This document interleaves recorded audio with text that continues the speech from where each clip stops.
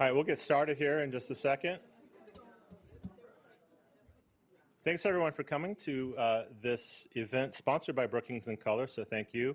If you didn't know, there's a raffle in the back for Andre's new book, and also the book is on sale in the bookstore. I'm Fred Dews. I'm the host, or one of the hosts, along with Adriana Pita, of the Current podcast. This is a taping of the Current podcast. We call it a live audience taping. We're going to use the portion of David and Andre talking, and then I'm going to publish it next week. I'm going to put on my podcasting voice here in a second and introduce the show, introduce the topic, and then I will leave the stage. So we're not going to take questions during the podcast, but when it's over, we will. That'll be Exactly. Just for us, not for the audience. They'll have to ask their own questions somewhere else. All right. Hi, I'm Fred Dews, and you're listening to The Current, part of the Brookings Podcast Network, found online at brookings.edu/podcasts. Coming soon are Season 6 of Brookings Podcast on Economic Activity and the launch of our new show, Metro Blueprint.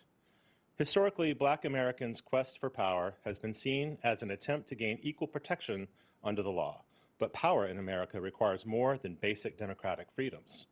It's linked with economic influence and ownership of one's own self, home, business, and creations.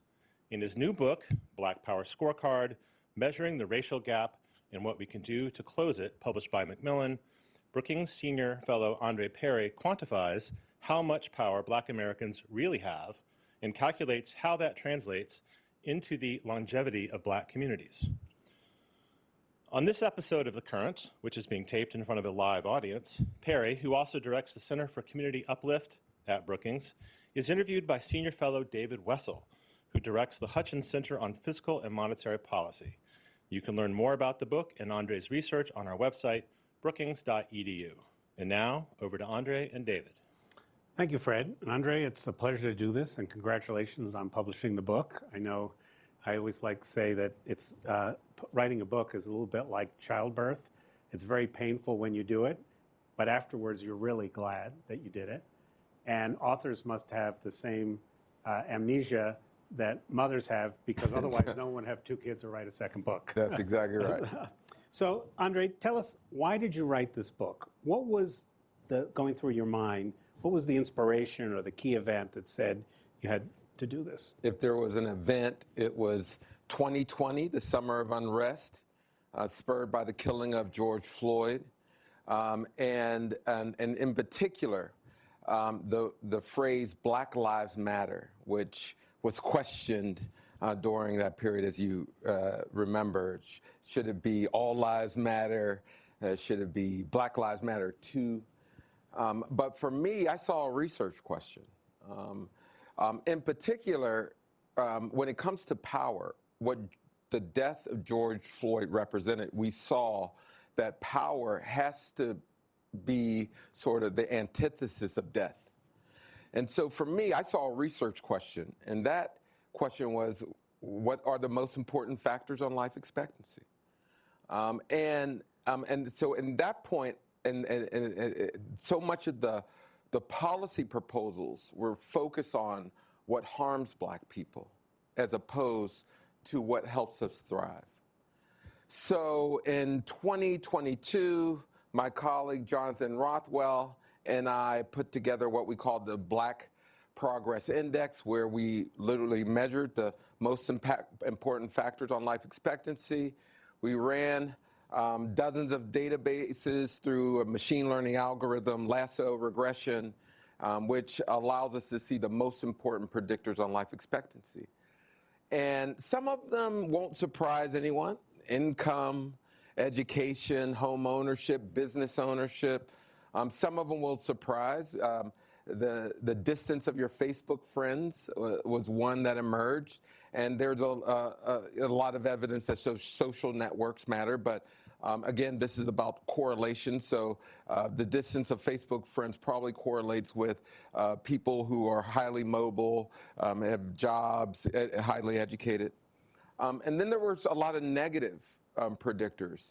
Gun fatalities, the share of gun fatalities, the share of children not living with their families. So we looked at all those factors, and then we tried to, we did identify the places where black people are living the longest. There are lots of places, dozens of places where people live well into their 80s, and they outperform what we predict their life expectancy to be. Now, we compared black people to black people in different places, because when you compare black people to white people in the aggregate, you mask what can happen at the local level. And so after we found some places, I wanted to figure out why these places are outperforming, or in places where life expectancy was lower, we could also see strength in those places. So I said, hey, let's go to those places too. So, but the ultimate goal for me is to give policymakers and activists sort of a set of priorities, policy priorities. What folks won't see is how many Grammys Beyonce will win, or Juneteenth holidays, and other sort of symbolic things that people fight over when it comes to discussions of power. So for me, we have to be very disciplined. Home ownership, property ownership, income, safety, strong families. And the reason why we're sitting at this kitchen table, because there was a lot of conversation about having kitchen table conversations during the election, that the language that particularly progressives used was just too lofty, and acronyms didn't necessarily capture what's going on. And so we're taking this book on the road and having kitchen table conversations around the most important factors that impact people's lives. I want to pick up on that, but I don't want to get beyond the title. So how do you define black power? I mean, I'm a 70-year-old guy. I grew up in the 60s and 70s when black power was Stokely Carmichael, and Bobby Seale and Erica Huggins, and Eldridge Cleaver. But that's not really what you're talking about here. So why did you pick that title, and how do you define black power in 2025? Well, I picked the title Black Power Scorecard because, one, I want to measure the most important factors on life expectancy. And I define power basically the ability to live out one's full life.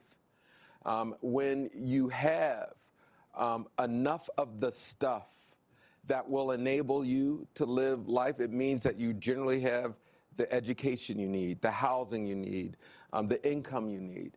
I'm avoiding sort of language of closing the racial wealth gap that a lot of people will point to, because wealth is the most important economic indicator that predicts for a lot of things. But we're not going to close wealth gaps anytime soon, but we can expect to live a long life and have the assets that are necessary to do so. Yeah, I thought that was one of the most interesting constructs of the book. You're absolutely right that I'm used to seeing people comparing black and whites, and why has the racial wealth gap not narrowed and stuff like that. And you're basically saying, look, there are some places where black people do well, and there's some places where black people don't do well. What's the difference? And right. That's exactly what right. Trying to say. So are there things that you think are commonly held misconceptions that you're trying to shatter with this? Yeah, one reviewer got upset in that I talk about marriage. And I critique marriage as well in my prior work, because oftentimes many people have used marriage as a solvent for poverty. But what the data make clear in terms of outcomes is that healthy communities produce healthy relationships. When you control for wealth, education, all these other factors, guess what? Marriage rates go up. And if you only use marriage as a solvent, you just get in this black women aren't bringing something to the table, black men are problematic. You avoid the policy conversations. I cite Adam Looney's work in the criminal justice system and its impact, because we are literally robbing people of life in that system, robbing communities of income in that system. And so it's not a solution. So that's we can talk about marriage. We can talk about violent crime. I can't go to a community where a black community where there's not a conversation about violent crime. But there's such a disconnect from political elites in a sense of they want to almost avoid these conversations. For me, you shouldn't avoid them because you'll give other people the opportunity, but you should use the data to inform the conversation. I think one of your points is let's be careful about what causes what. That's right. Right? And so your point on marriage is there's a school of thought that if only there were more black married couples, we'd all live happily ever after. That's right. And you're making the point, well, if there's something to be said for marriage and the family, but you have to wonder what are the causes and what are the effects here. That's exactly right. Yeah. So we're in a time when diversity, equity, and inclusion is under attack. There seems to be a strong political push from the Trump administration that it's unfair and wrong. There's some progressives, you mentioned to me Ezra Klein's Abundance book, that say that it got so bureaucratic that it was more of a problem than a solution. So I'm sort of curious, how do you think about DEI? Is it dead? Does it matter? How does that fit into your story? You know, in the introduction, the last paragraph, I'm very clear. DEI and affirmative action are not the goals. Certainly not the goals of a Black Power movement. They were expedients towards a goal. They were intermediary steps towards a goal, but they are not the goal. Now, what I have a problem with, and this is where I learned this in New Orleans, where I was highly involved in the charter school movement, where the left and the right come together on some things. There is such a willingness to get rid of the bureaucracy around anti-discrimination on both sides. And let me be clear, I want to do away with set-asides too. I want to do away with special programs too. But the reality is there's discrimination. There is a tendency to hoard assets and resources towards one group away from another. And until you have fixes for that, I'm not trying to hear how you can reach some level of abundance or educational growth by just eliminating these guardrails. And so for me, I'm very clear. These are not the end goals. I want access, or I want Black people to have access to capital markets just like everyone else. I want folks to have access to great educational institutions like everyone else. But there is a history, a long-standing history and policy that have prohibited Black people in particular to access those things. So that's why we have these bureaucracies. So do you think that to the extent that the government is pulling back on DEI, a lot of companies are, even some colleges? Yeah. Do you think that we'll look back on that as a big negative in the ability to get Black people better lives? Do you think it will matter? No, I think it will matter, but this is one thing I learned about doing the research in the book, particularly around entrepreneurs. They find a way to work through these things.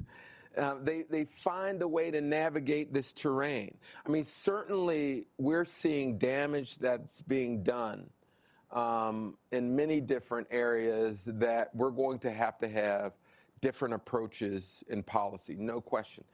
But again, but many of the programs that we had were consolation prizes for the ultimate goal.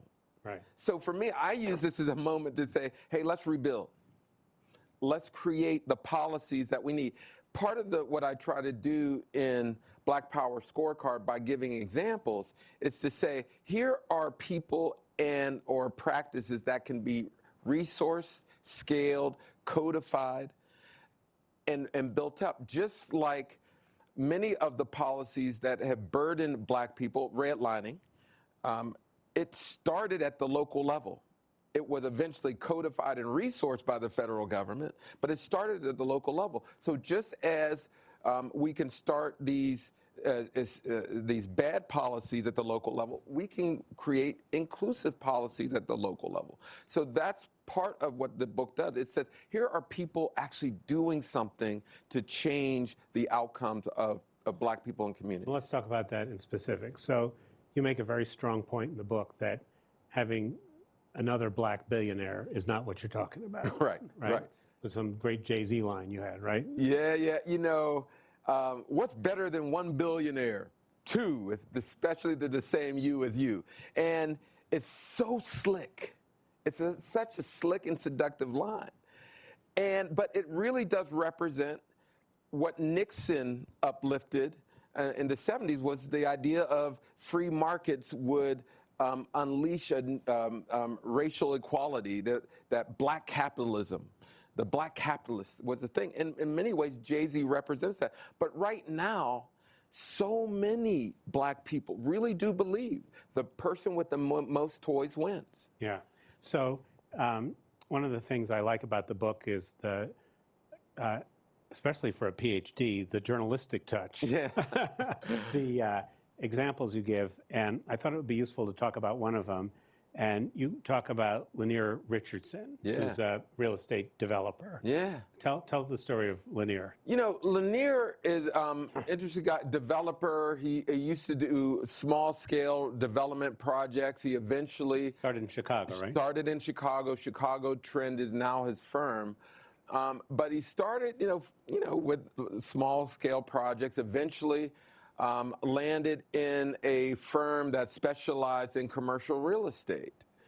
And during the pandemic, like a lot of people like me, he was moved to act. And one of the projects he's working on is to allow local community members to actually have a share in the developments he produces. So he literally acquires these Moribund shopping malls. Like Edmondson Village in Baltimore. Edmondson Village in Baltimore, which, by the way, when you're talking about West Baltimore, is you know, the narrative is nothing's going on there. It has poor outcomes, and it does have poor outcomes. But he purchased Edmondson Village shopping mall. But this is the thing. He literally went door to door asking community members if they wanted to co-own this property. The SEC, a few years back, allowed for crowdfunding for local residents. It essentially created a new accredited investor class, where for as low as $1,000, a resident can actually have a stake in a property. And what's interesting about Baltimore, I've talked about redlining. Redlining started in Baltimore, and there was still a racial covenant on the property when he searched for the deed. But he has now hundreds of investors, local investors. Now, what's clear about this, that these local investors aren't going to make a lot of money off of this. And he's not going to be able to finance his project with that's right.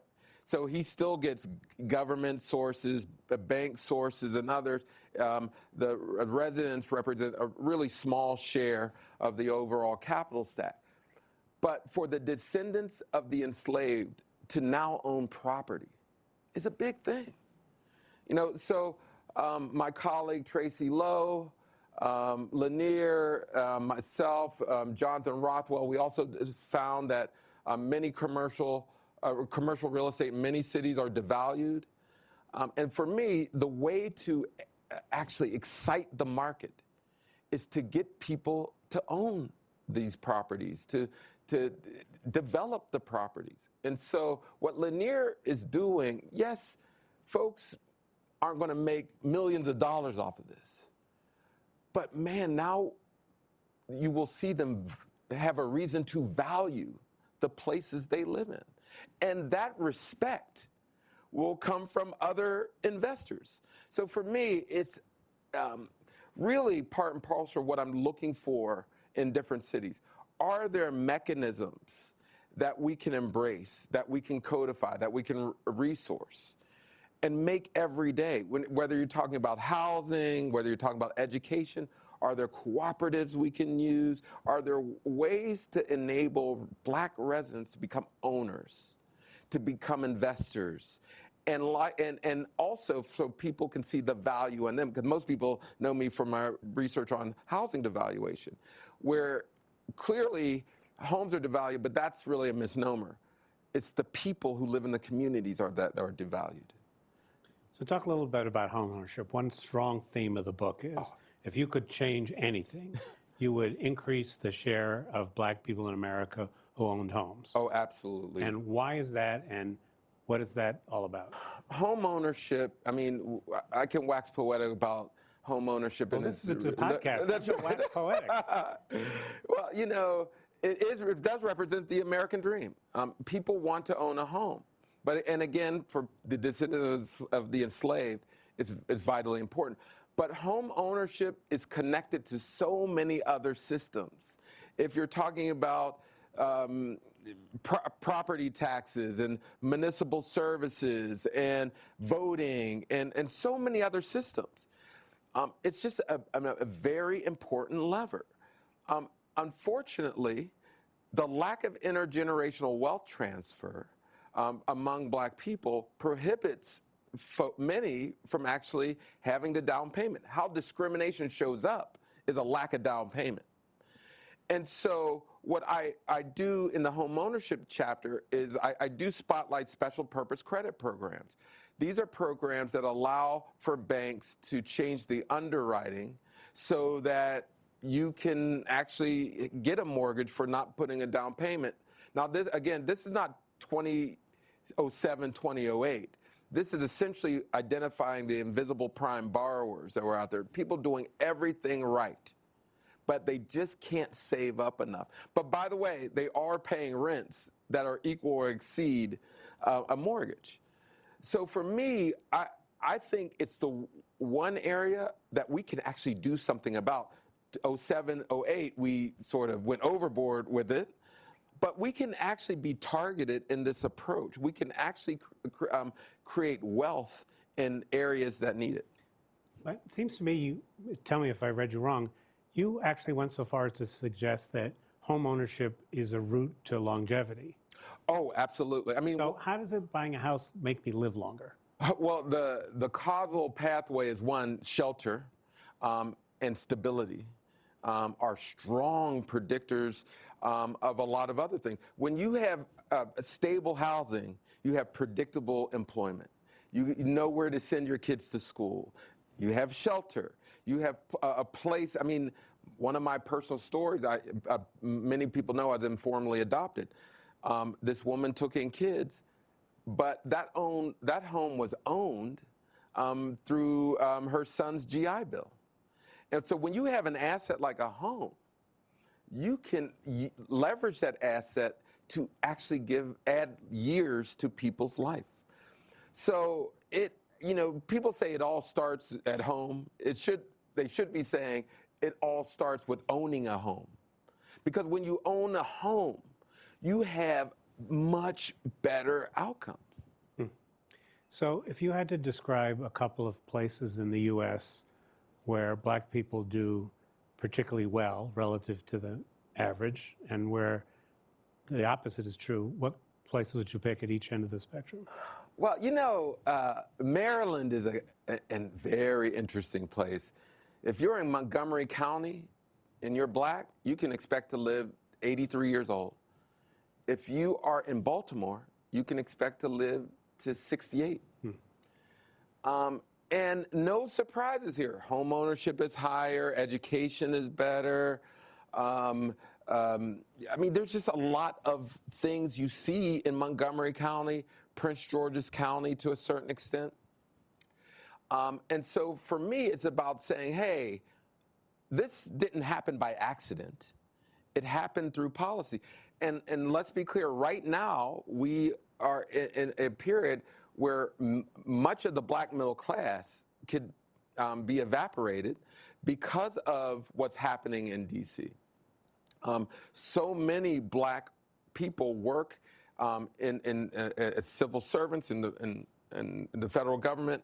In addition, there's all these contractors. I live in Prince George's County, where there's a high percentage of contractors there.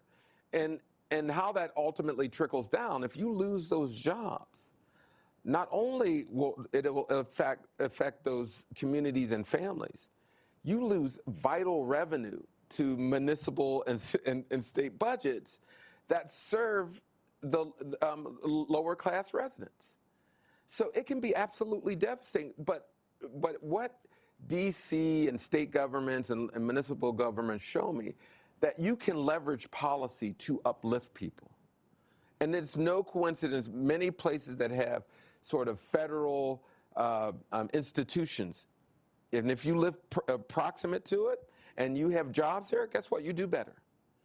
And so for me, it's, again, these things don't happen by accident. How do you leverage these assets to uplift communities? And that's what we should be focused on. So if you were the mayor of advising the mayor of a city in the South, which shows up not doing well on your Black Progress Index, what would be a couple of policies that you would recommend that she pursue? Again, I'll go back to housing. I think that's an area, particularly in the South. There's actually more inventory in the South.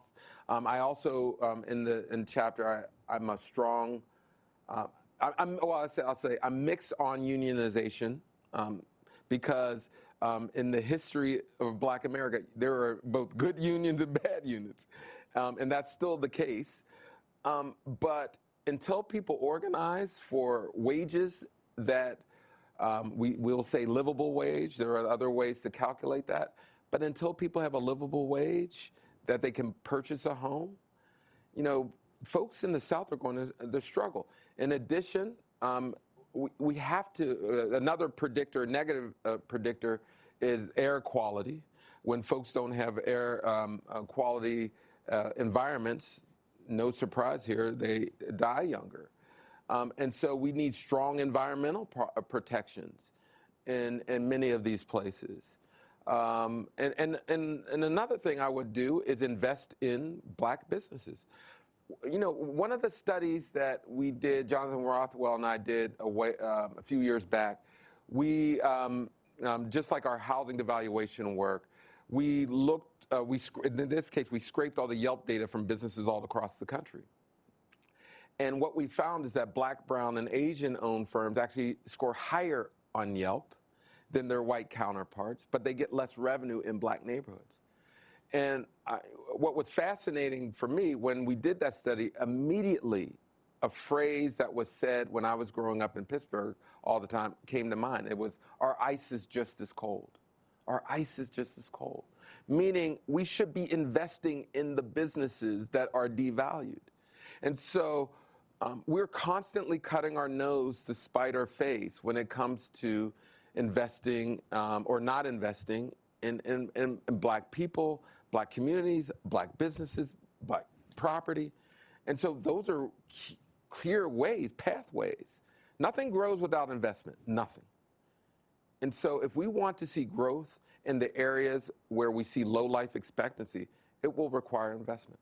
So talk to me a little bit about education. Yeah. I'm familiar with a lot of economics tells us that people who graduate from high school or go to college tend to do better. They have higher wages. And I think their longevity tends to be longer, or at least it's correlated. But you make an interesting argument in the book that this is a two-way street here, that education to wealth is one pathway, but the people who get education often start with wealth. It's a chicken and an egg thing. So talk a little bit about how that you came to that realization. That, again, this comes from the data. Education doesn't predict for wealth. Wealth predicts for education. The Wall Street Journal not too long ago did a study on wealth profiles of college graduates. It was paltry compared to their white counterparts, largely because, again, when you... Black versus white. But Black versus white. And, the Fed did a study, and this hit me hard. They showed that when white people graduate, white families graduate, they can expect an intergenerational wealth transfer.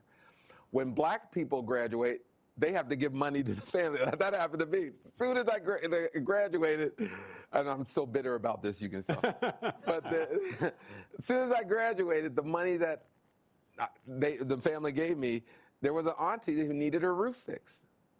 I had to give that money to auntie. You know, and so for me, we overstate this idea of education is the great panacea. And I know this because I was involved in ed reform. We will focus on schools to abdicate our responsibility for dealing with the wealth factors in communities, dealing with housing, dealing with transportation. It's an excuse not to deal with these deeper issues. Now, in the book, I do talk about the need to have more time on task. I mean, there's no way around this. Kids are going to have spend more time around critical areas of math, science, reading, writing, and so, but it's not going to occur in the school. It has to occur out of the school. I'm friends and I admire the work of Calvin Mackey in New Orleans, who has this organization called STEM NOLA, where they do STEM exercises outside of the schoolhouse on weekends. He owns actually property in New Orleans East, and he's doing interesting things with that property. The point is, if you're focused on education, you're not working on ownership. You're not working on wealth building and skill development. All these things can happen at the same time. Then you're really not trying to increase test scores. So for me, again, education does not predict for wealth. Wealth predicts for education. We need to be talking about getting people quality jobs, home ownership, business ownership, and good schools. They go hand in hand. So talk to me a little bit about reparations. Yeah. Where does your thinking lead you on that thorny question? You know, what academics do when they have disagreements, they trade op-eds in the Washington Post or the New York Times. Sandy Darity. They only read each other's. Exactly right. Sandy Darity and I, we had an interesting debate around what Sandy Darity is an economist at Duke. Prominent advocate of reparations, and one of the foremost experts on reparations, I should say. And he really believes reparations has to be a congressional act that closes the wealth gap. And so when you use those parameters, you're talking about anywhere from a $3 to $14 trillion endeavor. For me, I say that reparations should be given to a class of people who've been discriminated against. However they've been discriminated. And trust me, it wasn't just the federal government and slavery that discriminated against black people. Housing, education, the job market. There are the environmental injustice. Lots of claims that can be made for reparations. So what I do in the book is lay out almost a strategy that in California, for instance, they did pass a lot of reparations bills, but when they got that price tag, people backed off very quickly. So, and the argument there is between do reparations go to the descendants of the enslaved, so it's a lineage argument, versus a damage and discrimination argument. I fall in the damage discrimination argument. I say, hey, if we can show real discrimination, real damage. We can calculate it, we can show it, particularly in housing and environmental justice. I bring up the environmental justice case where we are relocating families because of the pollution they lived upon. And oftentimes, we provide an amount based upon the value of homes or whatever. I say, hey, in many places we're admitting that there was a wrong that was done. By relocating these folks, you're saying that you're providing some form of reparations. It's just not enough. Just to relocate somebody after many of their family members have died because of these injustices, it's just not enough. So I think Sandy Darity and I agree that there should be reparations. I also just believe that in this context in particular, reparation has to go to DC. It can't come from DC. So you start at the local level, you get provable cases, you work your way up. But right now there's tension because people want reparations for slavery. It's just a much harder lift. Yeah. So we're just about at the end of our time. What's one thing that you wish everybody who reads the book would remember? Man, it's really, I want them to believe that there's strength in Black communities that we should build upon, that there are solutions in Black communities that we should build upon. This is not a book that is combative in a lot of ways. It's basically saying there's assets, there's strength, let's invest.